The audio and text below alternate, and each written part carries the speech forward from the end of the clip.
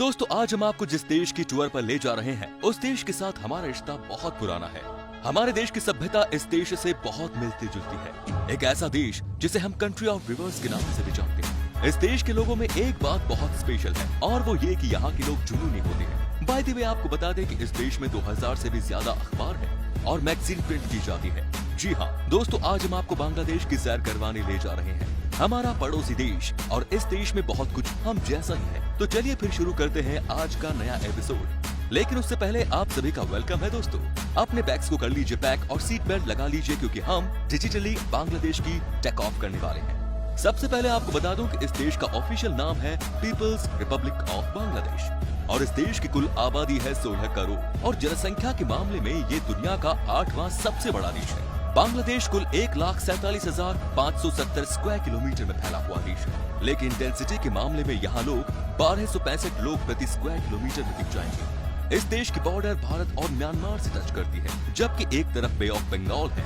दोस्तों आज तक हमने जितने भी देशों की बात की है उसमें आपने नोट किया होगा कि आबादी पॉपुलेशन ज्यादा ही रही है, यानी कि इस शहर में ज्यादा लोग रहते हैं।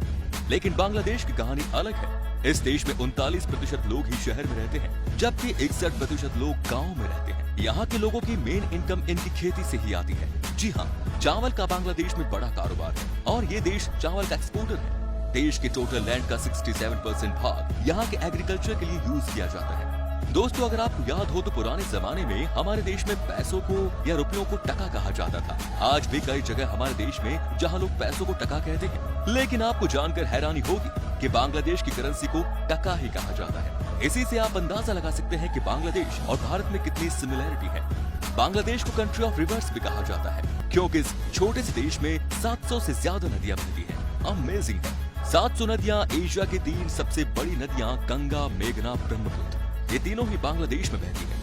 हालांकि नदियों के फायदे भी हैं तो नुकसान भी हैं। बांग्लादेश में हर साल भयानक बाढ़ आ जाती है जो यहाँ की इकोनॉमी को हिला कर रख देती है। दोस्तों बाढ़ से जो एक बात जो याद आई वो यही कि बांग्लादेश में आपको बाढ़ के समय एक अनोखी चीज मिलती है, ये है बोट स्कूल। जैसा कि मैंने आपसे पहले ही कह दिया था कि बाढ़ की वजह से यहाँ का सब कुछ तबाह हो जाता है, लेकिन बच्चों का एजुकेशन न बंद हो जाए इसके लिए देसी बोट स्कूल का कॉन्सेप्ट शुरू किया गया और ये बहुत बड़ी सफलता भी है। दोस्तों आपने बांग्लादेश के झंडे को देखा ही होगा। इस फ्लैग में आपको 2 कलर नजर आ रहे होंगे, पहला रेड एंड सेकंड ग्रीन। अब हम आपको बताते हैं इसके पीछे रीजन क्या है। हरे रंग का मतलब है खुशहाली और लाल रंग का मतलब है बलिदान। जी हाँ, जो बलिदान इस देश की आजादी के लिए यहाँ के लोगों ने दिया। रॉयल बंगाल टाइगर यहाँ का नेशनल एनिमल है और इस देश की पहचान भी है। यहाँ के लोगों में शेर का मुखौटा पहनकर घूमना और क्रिकेट मैच के दौरान टाइगर का मास्क लगाकर अपनी टीम को सपोर्ट करना बहुत कॉमन सी बात है। ये बात तो आपको भी पता है कि इस देश के लोगों की जनसंख्या बहुत ही ज्यादा है, इसीलिए आज हम आपको यहाँ की तस्वीर दिखाना चाहते हैं। देखिए इस पिक्चर को। यहाँ के ट्रेन की ये हालत है। कहते हैं कि लोगों को ईद मनाने के लिए अपने घर जाना था और ट्रेन की कमी थी। ये है बांग्लादेश के लोगों का टैलेंट। ट्रेन की छत से लेकर इंजन तक आपको लोग ही लोग नजर आते होंगे। क्या आपको पता है कि दुनिया का सबसे लंबा बीच किस देश में है? आपको कहीं और ढूंढने की जरूरत नहीं। दुनिया का सबसे लंबा समुद्री बीच बांग्लादेश में है दोस्तों और इसका नाम है बाजार बीच। आपको जानकर हैरानी होगी कि ये 93 माइल्स यानी कि लगभग 150 किलोमीटर लंबी है। यहाँ पर टूरिस्ट तो आते ही हैं, साथ ही ये बांग्लादेश की लाइफलाइन भी है। इस बीच में मैक्सिमम सामान एक्सपोर्ट एंड इम्पोर्ट होता है।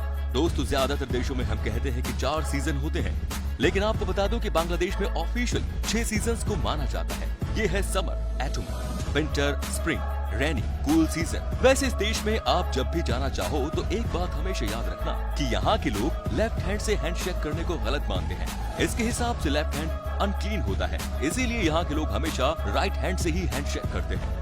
बांग्लादेश में 90% पॉपुलेशन मुस्लिम है। इंडोनेशिया और पाकिस्तान के बाद सबसे ज्यादा मुस्लिम इसी देश में रहते हैं। बाकी 10% में हिंदू और क्रिश्चियंस हैं। देश की राजधानी ढाका यहाँ का सबसे बड़ा शहर है और इसे सिटी ऑफ मॉस्को भी कहा जाता है। नाम से ही समझ गए होंगे कि क्यों कहा जाता है। दोस्तों इस शहर में 1000 से भी ज्यादा मस्जिद है। यहाँ आपको हर मोड़ पर मस्जिद ही मस्जिद नजर आएंगी। लगता है कि बांग्लादेश में लोगों को अखबार पढ़ना बहुत ज्यादा पसंद है, तभी तो यहाँ 2000 से ज्यादा अखबार और मैगजीन्स प्रकाशित किए जाते हैं। क्या वाकई में यहाँ के लोग न्यूज़पेपर के लिए इतने क्रेजी हैं? बाय द वे, क्रेजी से याद आया कि यहाँ के लोगों के बीच में क्रिकेट का एक अलग ही जुनून है। ये खेल इस देश के हर घर में बसता है। दोस्तों बांग्लादेश की क्रिकेट टीम में अपने शानदार प्रदर्शन से बहुत कम समय में ही इंटरनेशनल लेवल पर अपनी छाप छोड़ी है। आज तो ये टीम बड़े बड़े देशों को उनके घर में जाकर हराती है। हमारे यहाँ IPL में भी बांग्लादेश के खिलाड़ियों का बोलबाला रहता है। तो इस देश में 3 ऐसी जगह हैं जिसे यूनेस्को वर्ल्ड हेरिटेज में अपने देखरेख में रखा गया है। इसमें मॉस्को सिटी ऑफ बागरहेट को शामिल किया गया है। दोस्तों, एक चीज जो बांग्लादेश के लिए सबसे बड़ी समस्या बनती जा रही है वो है यहाँ का बाल विवाह। इस देश में बहुत कम उम्र में ही लड़के और लड़कियों की शादी करवा दी जाती है। ये कई साल पहले भी चलता था और आज भी चोरी छिपे चल रहा है। हमारे देश का बांग्लादेश के साथ रिश्ता कितना गहरा है, आप इसी बात से अंदाजा लगा सकते हैं कि इस देश का राष्ट्रगान अमर सोना बांग्ला रविंद्रनाथ टैगोर जी ने लिखा था। दोस्तों, दुनिया में यूज होने वाली टोटल चाय का 3% हिस्सा बांग्लादेश प्रोड्यूस करता है। आपको बता दूं कि यहाँ तकरीबन 50 लाख लोग चाय के प्रोडक्शन प्रोसेस से जुड़े हुए हैं और अपना घर परिवार चला रहे हैं। ये देश भले ही छोटा हो, लेकिन आपको बता दूं कि इस देश में आपको 17 एयरपोर्ट्स मिलते हैं। कहने का मतलब ये है कि बाय एयर जाने में आपको कभी भी कोई परेशानी नहीं होगी।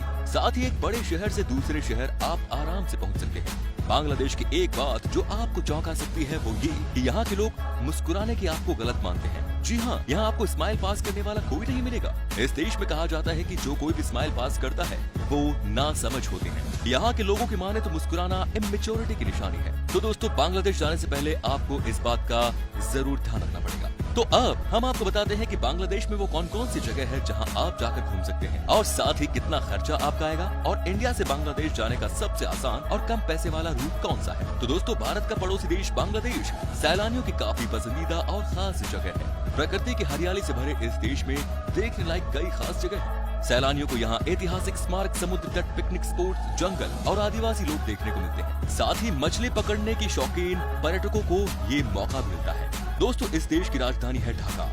बांग्लादेश की राजधानी ढाका पर्यटकों को अपनी ओर आकर्षित करती है।